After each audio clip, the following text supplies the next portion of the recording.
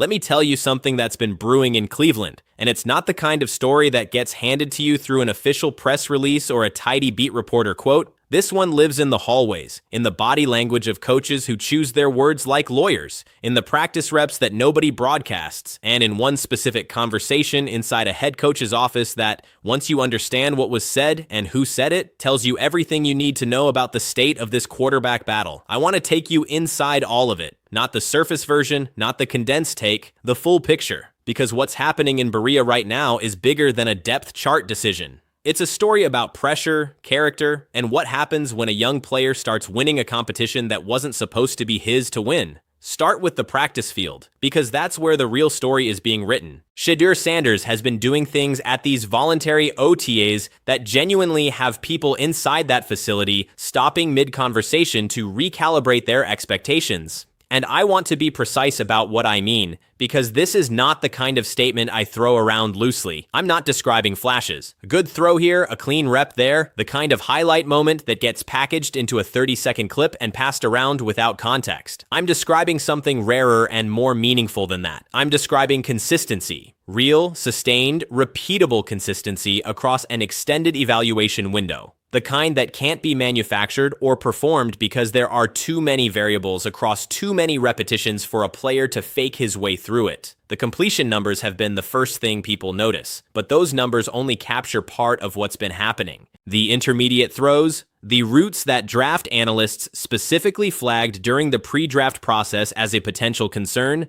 the timing windows where scouts questioned whether his processing speed would translate at this level.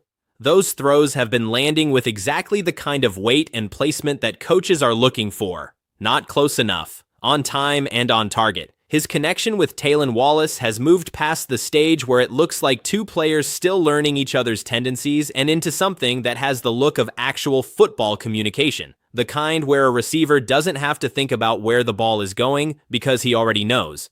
But the thing I keep coming back to, the piece of this that I think tells you more than any stat line, is what Shedeur has been doing when the structured portion of practice ends. He was in Cleveland all winter, every voluntary workout, every rep he could earn. When OTAs opened, he was first through the door. After organized team activities wrap and most players are heading toward recovery and rest, Shedeur is still on the field with receivers, running routes that nobody is requiring anyone to run, building chemistry that doesn't come from an installation meeting or a playbook. Chemistry that only accumulates through shared time and repetition, the kind where a receiver breaks out of his cut before the ball is even released, because you've been in that exact situation together so many times that it's become instinct rather than execution. He's in the film room at hours when the building is mostly empty. He's in position coaches' offices asking questions that aren't survival questions, not what do I need to do to avoid getting embarrassed questions, but genuine system questions, the kind a player only asks when he's genuinely trying to master something rather than just pass through it. I've watched enough quarterback rooms in this league to know the difference between a player performing preparation and a player who is genuinely inside it. Everything about Shedeur's behavior this offseason is the second thing. And then Todd Monken said the word miles. That one word became the center of gravity for everything else. Monken didn't say encouraging. He didn't say Shedeur had made strides or looked improved. He said miles. And if you're tempted to treat that as casual language, as one word among many that comes out of a press availability and doesn't carry particular meaning, I need you to reconsider that instinct. Head coaches at this level are not careless with language. They understand, in a way that is almost architectural, that the words they use in public become the reality inside their building. When Monken selects miles as the specific word to describe a young quarterback's development trajectory, he is not doing it without intention. He is sending a message to every person connected to that program, from the ownership suite to the equipment room, about exactly where the evaluation is trending and how comfortable he is saying so out loud. That kind of public declaration from a man who has built his entire coaching identity on measured, unsparing evaluation is not incidental. It is the evaluation speaking through controlled language. Now here's where the story changes temperature on you. And I want to make sure you feel that change, because what comes next is not comfortable to talk about. When a young player starts seizing a competition in ways that nobody prepared for, when the organizational energy inside a building begins orienting toward him because the evidence demands it, something happens to the people who feel that energy moving away from them. I'm not here to pretend that reaction is irrational or uniquely villainous. It's one of the most human responses in all of professional sports. The thing you thought was yours, or the thing you need to be yours, starts slipping, and the friction that generates can produce anything from competitive fire to something much darker. The question isn't whether people feel that friction. The question is what choices they make in response to it. The competitive response, the response of someone who genuinely believes in their own ability, is to go inward, to isolate what needs to improve, to attack the field with renewed intensity and let the argument be made through performance, because performance is the only argument that has permanent credibility in this league. That's what competitors do. That's what you do when you know you can win the fair fight. What's reportedly been happening inside the Browns facility, though, is something that I find genuinely revealing, not just troubling, but revealing in a specific and important way. Negative narratives about Shedeur's ability and readiness are apparently being seeded inside that building. Stories designed to introduce doubt about whether he can hold up under the pressure of being a starting quarterback in the NFL. That narrative activity is reportedly not coming from opposing scouts or defensive coordinators watching tape. It's coming from inside the building, from people who have watched the same practices, from people who heard the same word, miles, from the same head coach. People who are generating doubt about a player whose own performance has been building evidence against that doubt at every turn. And I want you to sit with what that specific detail tells you, because criticism that runs in the opposite direction of the available evidence is not an honest evaluation. It's a political one. And the fact that people are going political rather than going competitive tells you something that no practice report could. I can contextualize that. I can locate it within the emotional architecture of a high-stakes competition and understand it as dysfunction born from pressure. But the next part of this, what reportedly happened in Todd Monken's office, I cannot contextualize in the same way, and I don't think I should try. Because according to what has been reported, Deshaun Watson walked into his head coach's office and delivered an ultimatum. Not a professional conversation about competition, not a veteran player sitting down with his coach to discuss his role in the offense or articulate why he believes he gives the team the best chance to win. An ultimatum. He reportedly walked in and demanded that Shedeur Sanders' practice repetitions be reduced. I want to hold you in that moment for a second because I think the instinct to rush past it is the wrong instinct. Think about who Deshaun Watson is in this specific context before you process what that move communicates. This is a player who has appeared in fewer than 30% of Cleveland's games since 2021. A player the Browns organization has been actively, urgently trying to trade, making calls around the league with a contract so historically enormous and a performance history so compromised that the market has returned, clearly and repeatedly, one answer: no.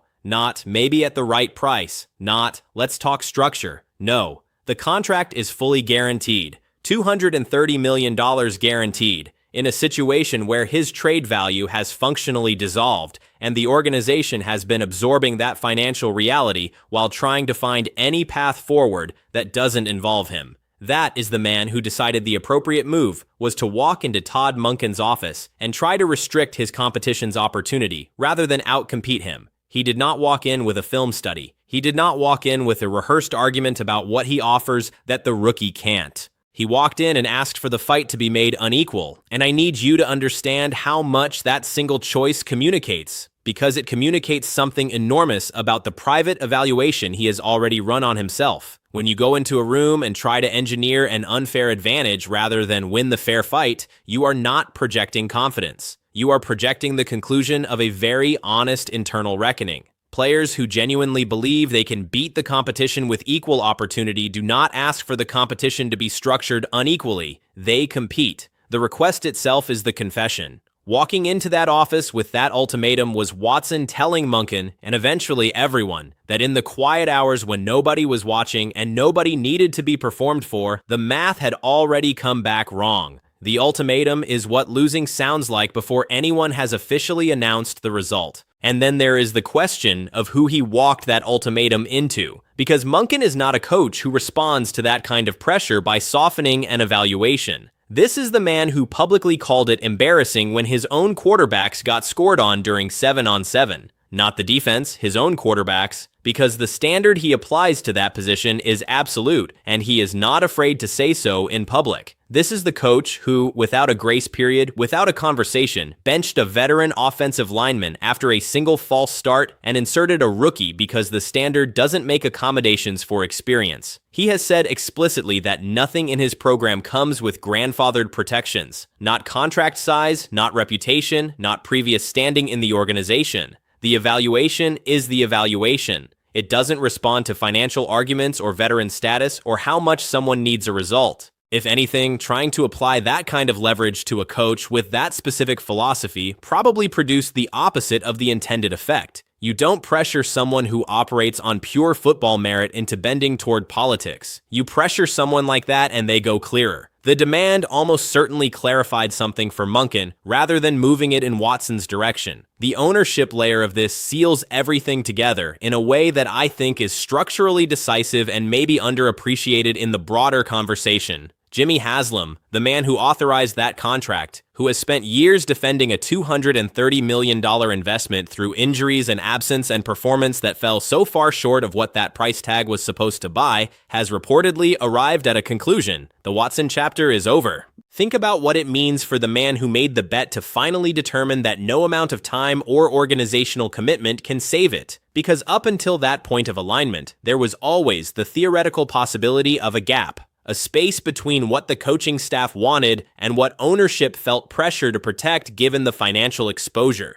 That gap, even as a theoretical construct, represents leverage for someone trying to navigate through something other than performance. When the owner and the head coach land in the same place at the same time, that gap closes. The leverage disappears entirely. What's left is an organization that has unified its voice around a single question. Who gives us the best chance to win going forward? And the answer that's been building from every corner of that building is pointing in one direction. Now, I have to be honest with you about where the evaluation actually stands because intellectual honesty demands it. This is not finished. It is not finished because the most important tests haven't happened yet. Joint practices are coming. The Bills are coming. A defense designed around creating quarterback discomfort, edge rushers playing for jobs and contracts, a defensive coordinator building specific pressure concepts to expose exactly the things that can't be hidden in a controlled OTA environment. Preseason games are coming. The setting where all of this spring evidence has accumulated, helmets and shorts, structured repetitions, no live pass rush, is a fundamentally different evaluation environment than what those joint sessions will produce. And I think it's important to say that openly rather than closing the chapter before the chapter is actually done. What I believe about Shedeur Sanders going into those environments, and I want to be clear that this belief is grounded in observable evidence rather than preference, is that the controlled OTA setting is actually showing you a lesser version of him. Every piece of his trajectory, the 7 starts in his first season, every one of them on a roster with almost no supporting infrastructure, fourth quarter situations with real stakes and real noise, points toward a player who calibrates upward when the environment gets harder, not downward. The pressure doesn't crack him. It seems to actually unlock something. Watson's best moments this spring, on the other hand, have clustered specifically in the settings that protect him from the variables that have historically compromised his performance. Bootleg passes, designed rollouts that get him moving before any rush can develop, concepts that let him function outside the pocket before any genuine closing pressure can arrive. I'm not dismissing those moments. I'm saying that the pocket, standing in it,